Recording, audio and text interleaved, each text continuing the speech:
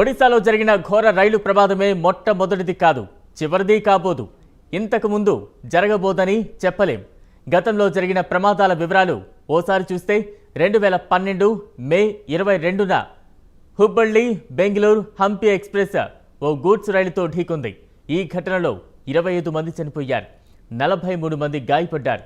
హంపి ఎక్స్ప్రెస్కు చెందిన 4 బోగీలు పట్టాలు తప్పాయి, ఒకటి మంటల్లో చిక్కుకుంది.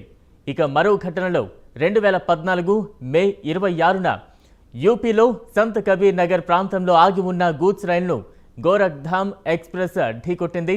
దీంతో 25 మంది అక్కడికక్కడే మరణించారు, 50 మందికి పైగా గాయాల పాలయ్యారు. 2016 నవంబర్ 20న ఇండోర్ పాట్నా ఎక్స్ప్రెస్ యూపీలో పట్టాలు తప్పింది. 2017 ఆగస్టు 18న ఉత్కల్ ఎక్స్ప్రెస్ ముజఫర్ నగర్ వద్ద పట్టాలు తప్పింది. ఈ ప్రమాదంలో 23 మంది చనిపోయారు, 60 మంది గాయాల పాలయ్యారు. ఇక 2022 జనవరి 13న బికనీర్ గౌహటి ఎక్స్ప్రెస్ రైలు పశ్చిమ బెంగాల్లో పట్టాలు తప్పింది. ఈ దుర్ఘటనలో 9 మంది చనిపోయారు, 36 మంది గాయపడ్డారు.